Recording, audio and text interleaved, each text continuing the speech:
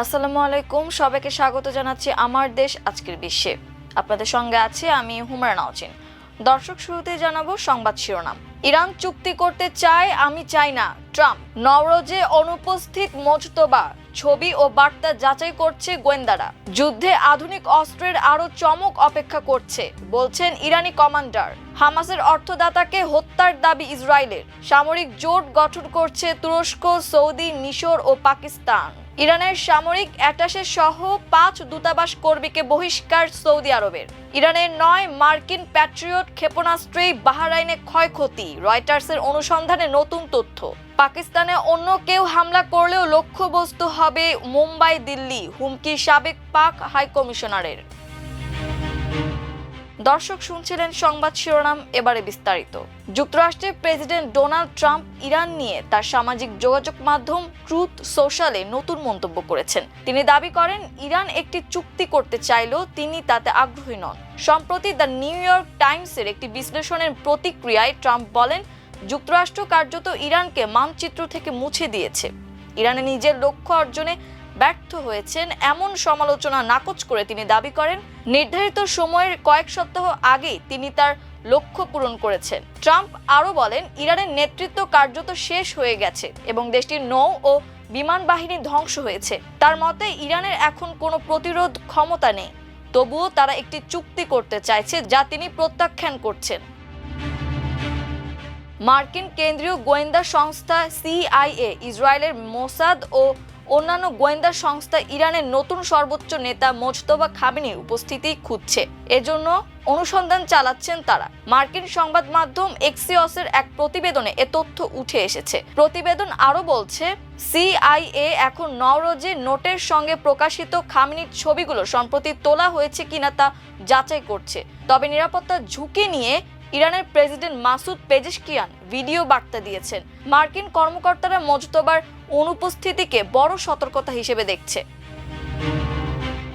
ইরানের সামরিক নীতিতে বড় পরিবর্তনের ঘোষণা দিয়েছেন দেশটির খাতাম আল আম্বিয়া সেন্ট্রাল হেডকোয়ার্টার্সের commander major general Ali Abdullahi. তিনি জানিয়েছেন, ইরান এখন প্রতিরক্ষামূলক অবস্থান থেকে সরে এসে আক্রমণাত্মক কৌশল গ্রহণ করেছে। রোববার দেওয়া বক্তব্যে তিনি বলেন, নতুন এই সামরিক নীতির সঙ্গে সামঞ্জস্য রেখে যুদ্ধক্ষেত্রে কৌশলগত পদ্ধতিতেও পরিবর্তন আনা হয়েছে। তিনি দাবি করেন, দেশের তরুণ বিজ্ঞানীদের উদ্ভাবনী সক্ষমতা কাজে লাগিয়ে আরও উন্নত অস্ত্র ও সামরিক সরঞ্জাম তৈরি করা হচ্ছে, যা শত্রুপক্ষের হিসাব নিকাশ পুরোপুরি বদলে দেবে। আবদুল্লাহি আরও বলেন, ইসলামী প্রজাতন্ত্রের শত্রুরা ইতোমধ্যে যুদ্ধক্ষেত্রে এর কিছু প্রভাব অনুভব করতে শুরু করেছে এবং সামনে আরও চমক অপেক্ষা করছে। ইসরায়েলি সামরিক বাহিনী লেবাননে এক হামলায় হামাসের এক গুরুত্বপূর্ণ সদস্যকে হত্যার দাবি করেছে। তাদের দাবি, নিহত ওই ব্যক্তি গোষ্ঠীটির নানাবিধ কর্মকাণ্ডের জন্য অর্থায়নের সাথে সরাসরি জড়িত ছিলেন।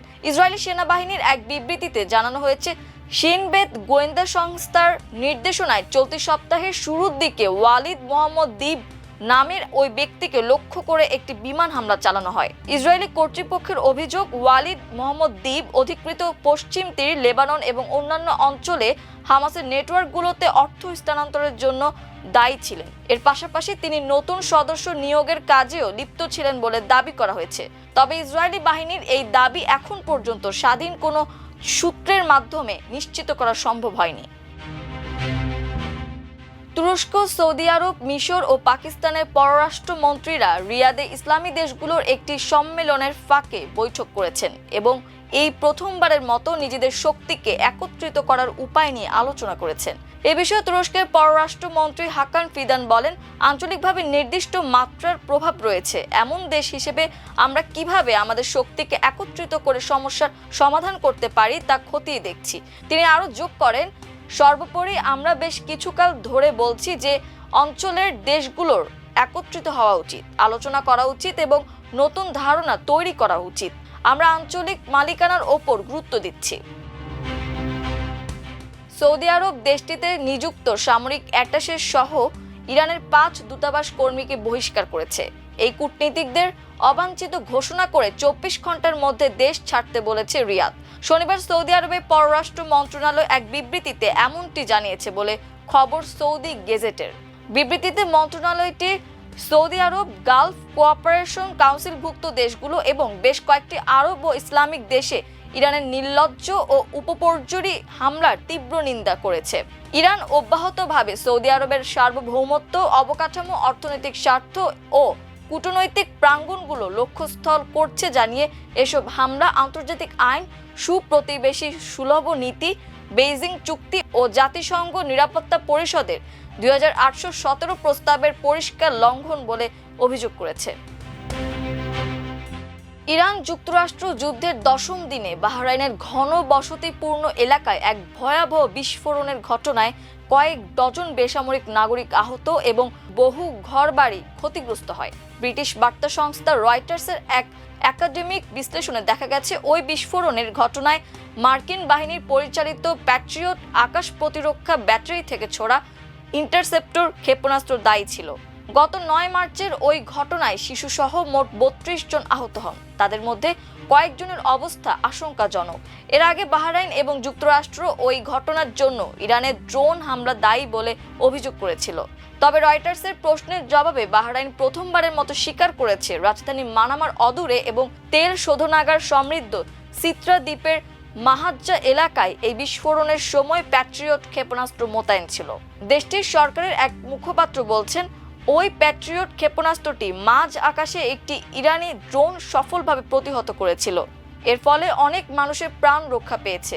তিনি বলেন, প্যাট্রিয়ট ইন্টারসেপ্টর বা ইরানি ড্রোন কোনোটি সরাসরি ভূমিতে আঘাত করার কারণে এই ক্ষয়ক্ষতি বা হতাহতের ঘটনা ঘটেনি। এছাড়া মাহাজ্জার ওই ঘটনায় ইরানি ড্রোন কোনো জড়িত ছিল কিনা সে বিষয়ে বাহরাইন কিংবা যুক্তরাষ্ট্র এখন পর্যন্ত সুনির্দিষ্ট প্রমাণ উপস্থাপন করতে পারেনি। ভারতে নিযুক্ত পাকিস্তানের সাবেক হাইকমিশনার আব্দুল বাসিত এক বিস্ফোরক মন্তব্য করেছেন। তিনি ইঙ্গিত দিয়ে বলেছেন, পাকিস্তান যদি কোনো বিদেশি শক্তির হামলার শিকার হয় তাহলে তার বদলা হিসেবে ভারতের ওপর হামলা চালানো হতে পারে। পাকিস্তানের সাবেক হাই কমিশনারের ওই মন্তব্য নিয়ে ব্যাপক আলোচনা সমালোচনা শুরু হয়েছে। কাল্পনিক এক যুদ্ধ পরিস্থিতি নিয়ে আলোচনার সময় আব্দুল বাসিত বলেন, যদি আমেরিকা পাকিস্তানে আক্রমণ চালায় তাহলে আমাদের দ্বিতীয় কোনো চিন্তা ছাড়াই ভারতের মুম্বাই এবং নয়াদিল্লিতে হামলা করতে হবে। আমরা এটি ছাড়ব না, পরে যা হওয়ার হবে দেখা যাবে। তবে এই মন্তব্যকে একেবারে চরম পরিস্থিতির এক মুহূর্ত হিসেবে অভিহিত করেছেন তিনি। ভারতের প্রধান শহরগুলোতে সরাসরি হামলার কথা বলায় দেশটির নাগরিকদের মাঝে পাকিস্তানের সাবেক হাই কমিশনারের বক্তব্য দ্রুত ছড়িয়ে পড়েছে।